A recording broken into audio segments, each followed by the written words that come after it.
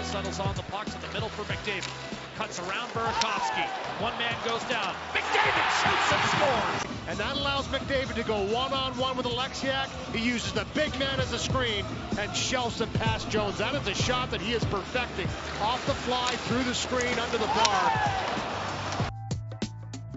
Just preposterous shit there. Connor McDavid, unreal. Unreal. Connor McDavid scoring right there. Shouts to SN for the highlight, Liam McHugh. I think he's working for MLS now and also NHL on TNT, of course. This is interesting to see, your daily sports podcast. News, narrative, stakes, gambling, etc. I'm Nick, and yeah, shouts to everyone watching on YouTube. Like, rate, review, subscribe, etc. You know the deal, etc. I thought that I would get rid of etc. I think etc. might be here for a couple of years. I think it might be a thing. I'm having a moment.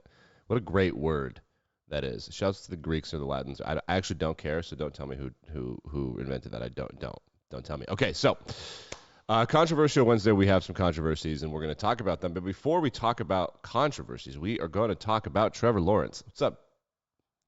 What's up, T-Law?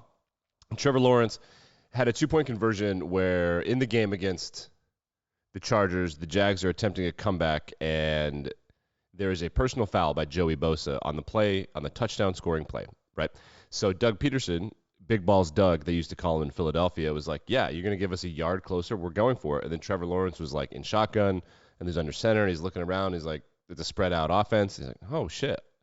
Well, I'm like 6'6", I'm just going to take this and reach it over. He did what Matthew Stafford did on the fake spike, the famous fake spike in 2014 against Dallas, 2013, whenever that was. Same thing, he just grabbed it and put it over it. He confirmed, like, yep, I just did it, and Doug Peterson totally enabled that. He's like, yeah, great play, and Doug is just a great coach. I genuinely think he's the best coach top to bottom in the NFL. My NFL coaching rankings are Doug Peterson 1, Mike Tomlin 2. Kyle Shanahan is a great genius, but he just peppers shit with toxicity and wastes a lot of resources and stuff. Kyle Shanahan, the GM, is not very good, but Kyle Shanahan, the coach, is very good, but he just I don't know, he's just a little toxic. He just gets people in the doghouse, and it works right up until it doesn't. You're like, wow. You know what would be great right now is to have 3 first-round picks that you traded for Trey Lance. Anyway, Doug 1, Mike 2. That's just my opinion. Also for Trevor Lawrence, this is the biggest thing that he's ever done. Trevor Lawrence, this is from a reporter. Trevor Lawrence says his wife Marissa made a reservation at Waffle House for the team. And I don't know if this is the first time it's ever happened at a Waffle House, but the reporter says it was the first time that there was a reservation at a Waffle House. Brandon Scherf, a guard, obviously, and E.J. Perry, don't know what position E.J. Perry plays, said they'd go to Waffle House after the game because they'd never been. So Trevor Lawrence is like, yeah, we're going to fucking Waffle House. Just like high school, man. Go to the local place that's open and talk about your victory, good Friday night stuff. Trevor Lawrence having his moment. I had a bet on him to win MVP, second-year quarterback's winning MVP, but I got to remember he's like a 1.5-year quarterback because Urban Meyer was really not a great coach. You may have heard. So 3 controversies, 2 notes to talk about, and then 1 just explanation of a story I have not been following, but now I guess there's news, and so we'll follow it. The first story is Michigan co-offensive coordinator Matt Weiss has been placed on leave. There was a report of computer access crimes.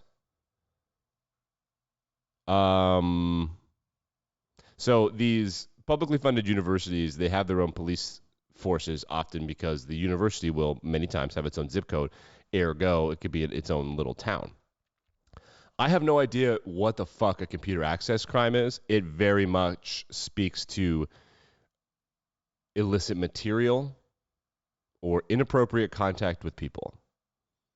That's the vibe I get. I have no idea what a computer access crime is. It's entirely possible he was looking at contraband, ordering contraband. I don't know. Hugh Freeze got fired because he was calling hookers, sex workers, prostitutes, escorts, adult professionals from a phone issued by the state of Mississippi. If you work for these colleges, any single thing on their Wi-Fi network and any single piece of equipment is not only subject to your boss, Jim Harbaugh, and the athletic director and the university, but every single taxpayer in the state of Michigan. Ergo, every single taxpayer in the country. You would simply have to file a Freedom of Information Act request or sue them for FOIA, and you could get the computer shit.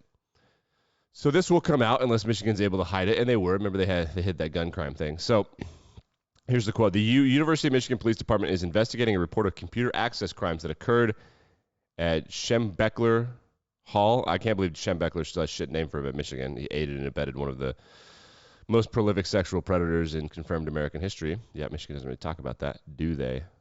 Since this is an ongoing investigation, there is no additional information at this time. We're going to watch this. Computer access crime smells gross, and they place him on leave, which means what he's accused of is bad. Otherwise, they'd be like, yeah, this is stupid. Don't worry about it. Last night, the Philadelphia Flyers wanted to have a Pride night, including Pride jersey and warm-ups. Ivan Provorov, a Russian and one of their better players, refused to participate in Pride night because he said it is against his religion. He cited religious beliefs. John Tortorella confirmed that's what happened. The head coach of the Flyers. Provorov played in the game. Russia is, I don't know if they're as homophobic as Middle Eastern countries, but it's very close. And Provorov is not a good look. We'll see what happens with this. I don't know what recourse can be done. In the United States, you can't discriminate against people's religious rights.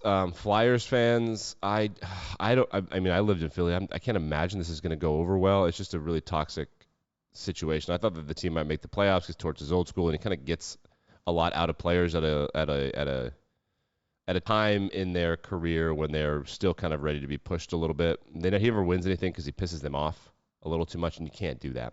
Okay, the controversy we want to talk about, it's not really a controversy. It's an investigation and a crime.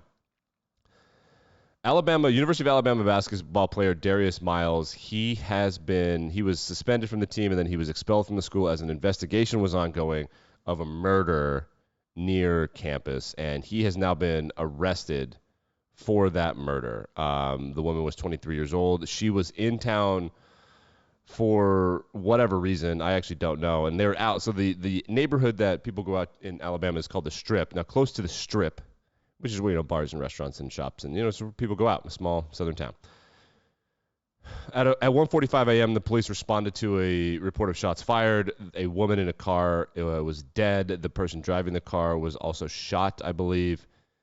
Jamea Jones Harris had been killed in her car. The story, according to the boyfriend who gave a statement, said that Harris was approached by a man and in front of her boyfriend.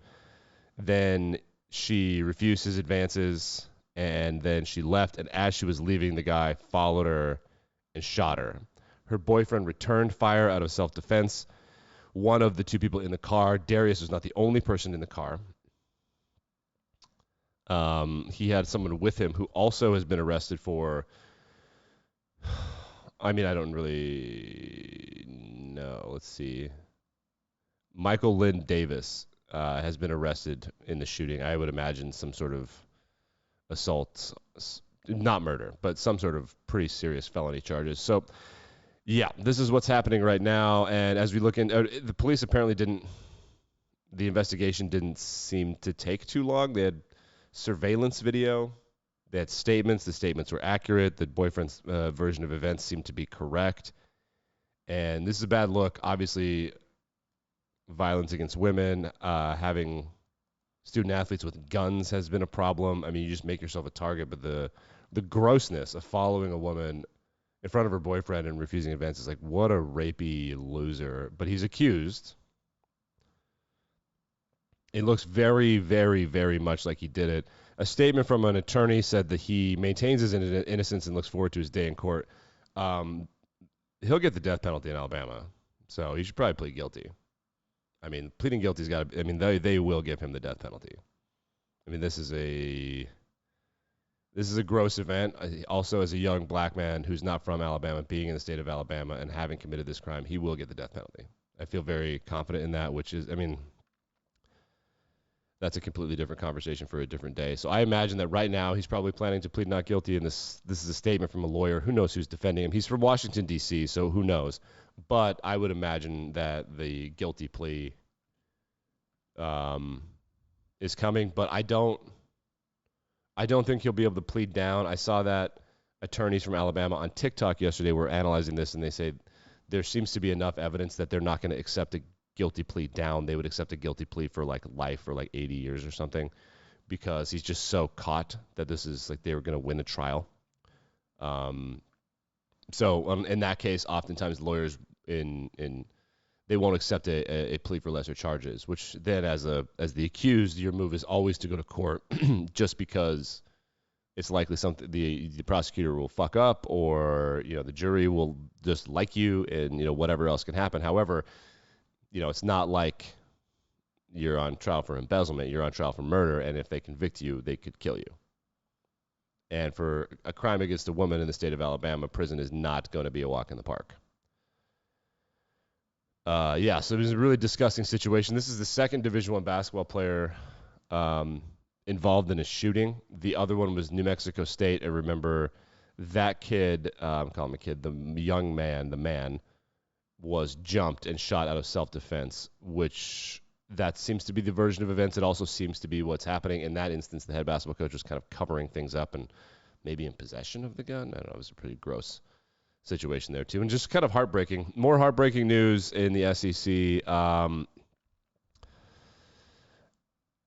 I guess early Sunday morning after the University of Georgia's championship parade, there was a football player and a recruit, like assistant or recruit executive, like some woman who worked in the recruiting office. And these recruiting offices, if you've never been to a major college football school, these recruiting offices are enormous. They have big staffs and people. They do tours and letters, and they know a lot of stuff about the recruits, and they're involved with the team for a very long time. Chandler LaCroix was driving at 2 o'clock in the morning, I believe, and she was with a football player, and they both died. Offensive lineman Devin Wilcock and Chandler LaCroix died in a car accident. I believe it was Sunday morning, which had been late Saturday night, 2:45 in the morning. Neither of them were wearing seatbelts. There was a curb. LaCroix was going too fast for the curb, and it appears as if she hit a curb going around a curve, and it kind of caused the vehicle to roll. Wilcock was ejected. He started 2 games for Alabama. He's been on the team for a couple of years, I believe. And Chandler had been there for a while. So really sad situation in Georgia. The seatbelt thing, 2:45 in the morning, and I mean, there doesn't appear to be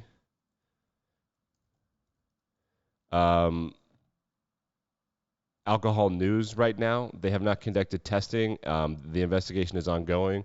Man, that would be heartbreaking if alcohol or drugs were involved, especially Athens is not a small town. I'm sure you could have gotten an Uber. So, just a tragic situation in Georgia. So Chandler and Devin are RIP, and man, seatbelt. Get a car the car that I currently drive just screams at you. You don't put it on, it gets louder and louder and louder, and that kind of thing.